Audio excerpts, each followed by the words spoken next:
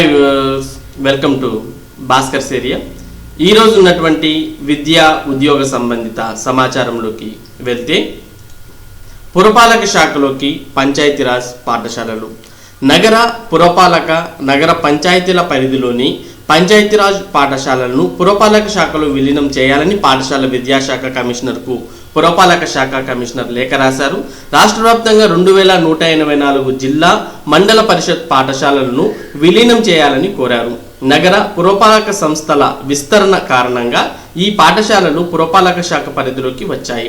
రాష్ట్రంలోని 61 పట్టణ స్థానిక సంస్థల పరిధిలో ఒక్క పురపాలక పాఠశాల లేకపోగా వీటిల్లో 178 జెడ్పీ, 1015 మండల పరిషత్ పాఠశాలలు ఉన్నాయి. మరో 59 పట్టణ స్థానిక సంస్థల పరిధిలో 991 పంచాయతీరాజ్ పాఠశాలలు ఉన్నట్లు పురపాలక శాఖ అధికారులు లెక్క తేల్చారు. కాబట్టి పురపాలక శాఖలోకి పంచాయతీరాజ్ పాఠశాలలు అనేవి విలీనం చేస్తూ ఉన్న విషయాన్ని ఇక్కడ మనం గమనించవచ్చు.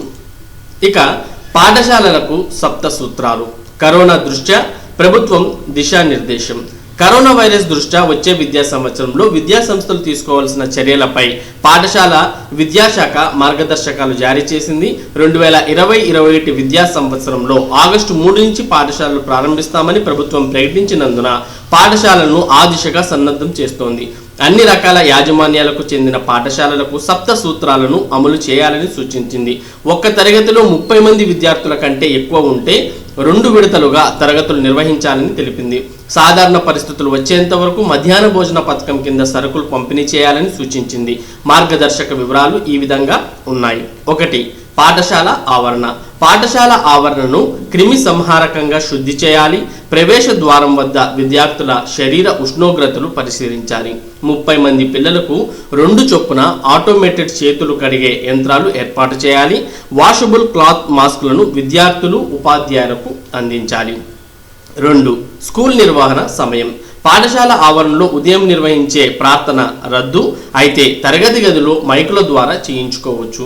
30 మంది విద్యార్థులకు మించి ఉంటే ఉదయం 8 నుంచి 12 గంటల వరకు, మధ్యాహ్నం 12:30 గంటల నుంచి 4:30 గంటల వరకు 2 విడతల్లో తరగతులు నిర్వహించాలి. ప్రతిరోజు 15 నిమిషాలు కోవిడ్-19 నివారణ చర్యలను వివరించాలి. 3. విద్యార్థుల ఆరోగ్యం కోసం. విటమిన్ ఏ కోసం రెగ్యులర్గా ఐరన్ మరియు ఫోలిక్ యాసిడ్ టాబ్లెట్లు కొనసాగించాలి. 2 వారాలకు ఒకసారి శనివారం నాడు ఆరోగ్య పరీక్షలు నిర్వహించాలి. ఆటల పీరియడ్ను రద్దు చేయాలి. శనివారం నో స్కూల్ బ్యాగ్ డే నిర్వహించాలి. 4. మధ్యాహ్న భోజన పథకం. సాధారణ పరిస్థితులు వచ్చే వరకు మధ్యాహ్న భోజన పథకం కింద సరుకులను అందించాలి. 5. పరీక్షల ప్రోటోకాల్. పరీక్షా కేంద్రాల వద్ద శరీర ఉష్ణోగ్రతను పరిశీలించడం తప్పనిసరి. ఒక్కో గదిలో 10 మంది మాత్రమే పరీక్షలకు అనుమతించాలి. స్పాట్ వాల్యుయేషన్ సెంటర్లు 6 పాయింట్. మూల్యాంకన కేంద్రాలను జిల్లా స్థాయిలో ఏర్పాటు చేయాలి. స్పాట్ కేంద్రాల్లో క్రిమి సంహారక మందులు స్ప్రే చేయాలి. 7. లాక్డౌన్ సూచనలు. స్కూల్ పాయింట్ వద్దే విద్యార్థులందరికీ వర్క్షీట్లు అందజేయాలి.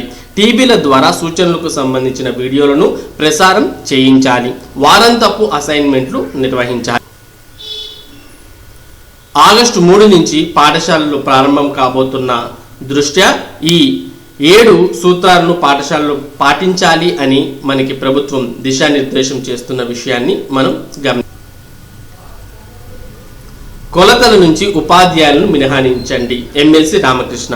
విద్యార్థుల బూట్ల కొలతలు తీసే కార్యక్రమం నుంచి హెడ్ మాస్టర్లు, టీచర్లను మినహాయించాలని ఎమ్మెల్సీ ఏఎస్ రామకృష్ణ ప్రభుత్వాన్ని కోరారు. 2020-21 విద్యా సంవత్సరంలో 1 నుంచి 10వ తరగతి వరకు చదివే విద్యార్థులకు 1 జత బూట్లు ఇవ్వడానికి ప్రభుత్వం నిర్ణయించడం హర్షదాయకమని అన్నారు. కోవిడ్-19 కారణంగా టీచర్లు పనిచేసే గ్రామాల్లో అందుబాటులో లేరని అన్నారు. విద్యార్థులు అందుబాటులో లేనందున 8-9 తేదీల్లో కొలతలు తీసి పంపడం సాధ్యం కాదని అన్నారు. పాఠశాలలు తెరిచే వరకు బడికి వచ్చే వారి సంఖ్యపై స్పష్టత రాదని, ఈ నేపథ్యంలో కొలతలు తీయడం ఎలా సాధ్యమని రామకృష్ణ ప్రశ్నించారు. కాబట్టి ఈ కొలతలు తీసే పని నుంచి ఉపాధ్యాయులకు, టీచర్లకు మినహాయింపు ఇవ్వాలి అని మనకు ఇక్కడ ఎమ్మెల్సీ రామకృష్ణ విజ్ఞప్తి చేయడాన్ని చూడవచ్చు. తెలంగాణలో 10 పరీక్షలు వాయిదా. తెలంగాణలో సోమవారం నుంచి జరగాల్సిన 10వ తరగతి పరీక్షలను ప్రభుత్వం వాయిదా వేసింది. ఈ మేరకు శనివారం రాత్రి కీలక నిర్ణయం తీసుకుంది. జీహెచ్ఎంసీ పరిధిలో తప్ప మిగిలిన ప్రాంతాల్లో పరీక్షలు నిర్వహించవచ్చని హైకోర్టు శనివారం స్పష్టం చేసింది. అలా చేస్తే సమస్యలు రావచ్చని భావించిన ప్రభుత్వం రాష్ట్ర వ్యాప్తంగా పరీక్షలను వాయిదా వేస్తున్నట్లు ప్రకటించింది. మళ్ళీ పరీక్షలను నిర్వహించాలా లేక అంతర్గత పరీక్షల్లో వచ్చిన మార్కుల ఆధారంగా విద్యార్థులకు గ్రేడ్లు ఇవ్వాలా ముఖ్యమంత్రి వద్ద ఆదివారం లేదా సోమవారం జరిగే ఉన్నత స్థాయి సమావేశంలో చర్చించి నిర్ణయానికి రానున్నారు. అయితే పరీక్షల రద్దు వైపు మొగ్గు చూపే అవకాశం ఉందని తెలుస్తోంది. కాబట్టి తెలంగాణలో 10 పరీక్షలు ప్రస్తుతానికి వాయిదా వేశారు. మరి జరిగే సమావేశంలో కూడా 10వ తరగతి పరీక్షలను రద్దు చేసే విషయం మీదే ఎక్కువగా ఆలోచించే అవకాశం కనిపిస్తుంది. మరి ఇదివరకు నిర్వహించిన పరీక్షల్లో వచ్చినటువంటి గ్రేడ్ల ఆధారంగా 10వ తరగతి మార్కులను నిర్ణయించే అవకాశం ఉంది అనే సమాచారం మనకు ఇక్కడ అర్థమవుతోంది. ఆన్లైన్లో ఇంటర్ ఫలితాలను మొదటిసారిగా ఆన్లైన్లో విడుదల చేయనున్నారు. గతంలో సీడీల్లో విడుదల చేసేవారు. ఈసారి క్లౌడ్ సర్వీస్తో ఆన్లైన్లో విడుదల చేసేందుకు చర్యలు చేపట్టారు.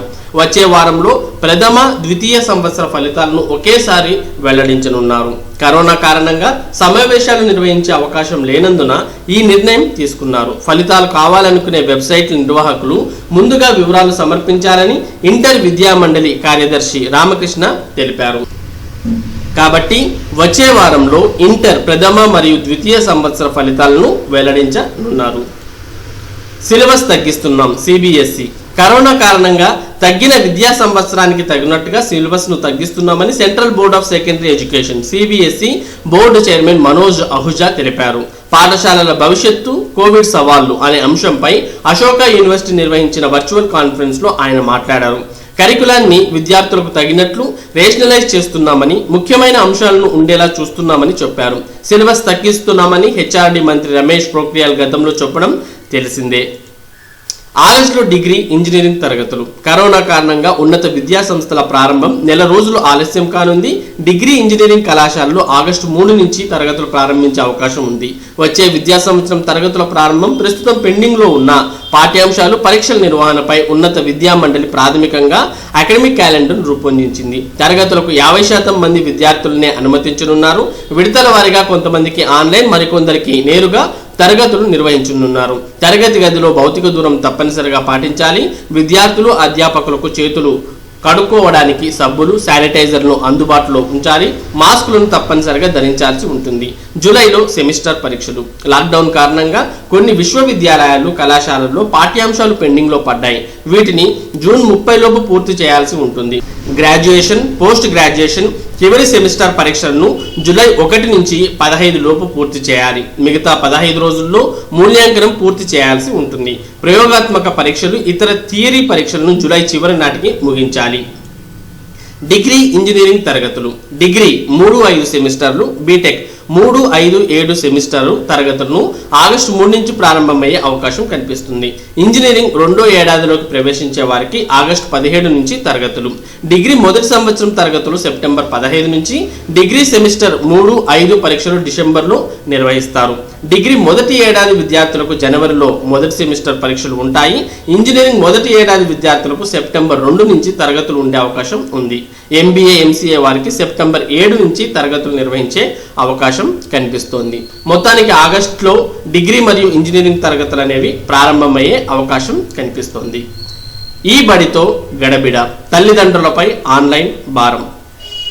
లాక్డౌన్ సమయంలో ఈ క్లాసులు, స్మార్ట్ ఫోన్లతో పిల్లల కళ్ళపై ఒత్తిడి, ట్యాబ్, ల్యాప్టాప్ల అవసరం, పిల్లలకు ప్రత్యేకంగా గ్యాడ్జెట్లు, తప్పనిసరిగా మారిన వైఫై కనెక్షన్, పేద మధ్యతరగతి కుటుంబాలకు కష్టాలు. కరోనా కాలంలో 20,000 వరకు ఖర్చు. ఫీజులు, పుస్తకాలు, బిల్లు, యూనిఫామ్ ఖర్చుతో సతమతమయ్యే తల్లిదండ్రులకు ఇప్పుడు కొత్త టెన్షన్ మొదలైంది. అదే ఆన్లైన్ క్లాస్. బీటెక్ సెకండ్ ఇయర్లో కానీ అవసరం కానీ ల్యాప్టాప్ ఇప్పుడు 7-8 తరగతుల పిల్లలకి అత్యవసరంగా మారింది. కోవిడ్ నేపథ్యంలో రాష్ట్రంలో ప్రైవేట్, కార్పొరేట్ విద్యా సంస్థలన్నీ ఆన్లైన్లో విద్యాబోధనను పూర్తి స్థాయిలో శ్రీకారం చుట్టాయి. ప్రతి ఇంట్లో 1-2 స్మార్ట్ ఫోన్లు ఉన్నప్పటికీ ట్యాబ్లు, ల్యాప్టాప్లు, డెస్క్టాప్ పీసీలు ఉన్నవారు తక్కువే. ఇప్పటిదాకా లాక్డౌన్ వల్ల పిల్ల పెద్దలు ఇళ్లలోనే ఉన్నారు. దీంతో పెద్దలకు చెందిన ల్యాప్టాప్ లేదా స్మార్ట్ ఫోన్ ని పిల్లలు కూడా ఆన్లైన్ క్లాసుల కోసం వాడుకున్నారు. ఇప్పుడు కార్యాలయాలు, వ్యాపార లావాదేవీలు పునఃప్రారంభమయ్యాయి. పెద్దలు బయటికి వెళ్తూ తమతో పాటు స్మార్ట్ ఫోన్, ల్యాప్టాప్ తీసుకెళ్లాల్సిందే. అంటే పిల్లలకు కొత్తవి ఏర్పాటు చేయాల్సిందే. ఓ మోస్తరు ట్యాబ్ కోసం 10,000 నుంచి 15,000 వరకు వెచ్చించాలి. ల్యాప్టాప్ కొనాలంటే కనీసం 20,000 చేతిలో ఉండాలి. ఆన్లైన్ క్లాసులకు మొబైల్ ఇంటర్నెట్ స్పీడ్ సరిపోకపోవడంతో వైఫై కనెక్షన్ పెట్టించుకోక తప్పడం లేదు. ఇన్స్టాలేషన్ ఛార్జీ కోసం కనీసం 600, తర్వాత ప్యాకేజీని బట్టి నెలకు 400 పైగానే బిల్లు కట్టాల్సిందే. పాత డెస్క్టాప్ కంప్యూటర్తో సరిపెట్టుకునేవారు ఇప్పటికిప్పుడు వెబ్ క్యామ్లు, రూటర్ల కోసం పరుగులు తీయాల్సి వస్తుంది. ఇలా ఆన్లైన్ విద్యాభ్యాసంతో ఒక్కో కుటుంబంపై కనిష్టంగా 10 నుంచి 30,000 వరకు ఆర్థిక భారం పడుతుంది. అంతంత మాత్రం సంపాదన ఉన్నవారే కాదు, కాస్త డబ్బులు పెట్టగల వారు కూడా కోవిడ్ కారణంగా పనులు, వ్యాపారాలు దెబ్బతిని ఆర్థికంగా ఇబ్బంది పడుతున్నారు. ఆన్లైన్ భారం ఇప్పుడు వారిని అదనంగా బాధిస్తుంది. అప్పులు చేసి మరీ తమ పిల్లలను అందుకు సన్నద్ధం చేయాల్సి వస్తుంది. కేంద్రం అలా చూపితే వీళ్ళు ఇలా. 2020-21 విద్యా సంవత్సరంలో 25% తరగతులు ఆన్లైన్లో బోధించాలన్న కేంద్ర ప్రభుత్వం సూచించింది. ఈ నేపథ్యంలో ప్రైవేట్ విద్యా సంస్థలు ఆ దిశగా ఏర్పాట్లు చేసుకుంటున్నాయి. 1వ తరగతి నుంచి 10వ తరగతి వరకు అందరికీ ఆన్లైన్ బోధన తప్పదని, లేకుంటే నష్టమని ప్రచారం చేస్తున్నాయి. ఈ పోటీలో వెనకబడుతాయేమో నన్న చిన్న స్కూళ్లు, ట్రస్ట్ పాఠశాలలు కూడా జూమ్ ద్వారా తల్లిదండ్రులను వీడియో కాన్ఫరెన్స్ పద్ధతుల్లో సంప్రదిస్తున్నాయి. మరీ ఖరీదైనవి కాకపోయినా సెకండ్స్లో అయినా స్మార్ట్ ఫోన్లు, ట్యాబ్లు తీసుకోవాలని సూచిస్తున్నాయి. సాధారణ పరిస్థితుల్లో జూన్ 12న విద్యా సంస్థలు పునఃప్రారంభం కావాలి. కానీ కరోనా కారణంగా దీనిపై కేంద్ర ప్రభుత్వం ఇంకా స్పష్టత ఇవ్వలేదు. రాష్ట్ర ప్రభుత్వం మాత్రం ఆగస్టు 3 నుంచి పాఠశాలలు పునఃప్రారంభిస్తున్నట్టు ప్రకటించింది. ఆచరణలో అదైనా ఎంత సాధ్యమో ఇప్పుడే చెప్పలేం. మరి ఇంత ముందుగానే ప్రైవేట్ విద్యా సంస్థలు ఎందుకు ఇంత హడావుడి చేస్తున్నాయో అంతుపట్టడం లేదని విద్యా నిపుణులు విస్మయం వ్యక్తం చేస్తున్నారు. మరోవైపు లాక్డౌన్ నేపథ్యంలో ఫీజులను పెంచరాదని, చెల్లింపుల కోసం ఒత్తిడి చేయరాదని, వాయిదాల్లో చెల్లించేందుకు అవకాశం ఇవ్వాలని రాష్ట్ర ప్రభుత్వం సూచనలను పలు ప్రైవేట్, కార్పొరేట్ విద్యా సంస్థలు పట్టించుకోవడం లేదు. ఫీజుల వసూలు కోసం తమదైన మార్గాలను అవలంబిస్తూనే ఉన్నాయి. యూనిఫామ్, పాఠ్యపుస్తకాలు, నోట్ పుస్తకాలు, వర్క్ బుక్ల పేరిట డబ్బులు రాబట్టుకుంటున్నాయి. అలవాటు లేని విద్య. తరగతి గదిలో నేరుగా ఉపాధ్యాయుడు చెబుతుండగా పాఠాలు వినడానికి అలవాటు పడ్డ పిల్లలకు ఆన్లైన్ క్లాసులు నిజంగానే ఒక పరీక్షగా మారాయి. స్మార్ట్ ఫోన్ను గంటల కొద్దీ తదేకంగా చూస్తుండడంతో రాత్రి కాగానే కళ్ళ మంటలు తీస్తున్నాయని పిల్లలు వాపోతున్నారు. పిల్లల బాధ చూడలేక అప్పు చేసైనా ట్యాబ్ లేదా ల్యాప్టాప్ కొనివ్వాలని తల్లిదండ్రులు భావిస్తున్నారు. మరి ఇవి ఈరోజు ఉన్నటువంటి విద్యా ఉద్యోగ సంబంధిత సమాచారం. మరి ఇటువంటి ముఖ్యమైన సమాచారాన్ని భాస్కర్స్ ఏరియా మీకు అందిస్తూ ఉంటుంది. మరి ఈ సమాచారం మీరు పొందడానికి మన భాస్కర్స్ ఏరియా ఛానల్కు సబ్స్క్రైబ్ అవ్వండి. Thank you for watching this video.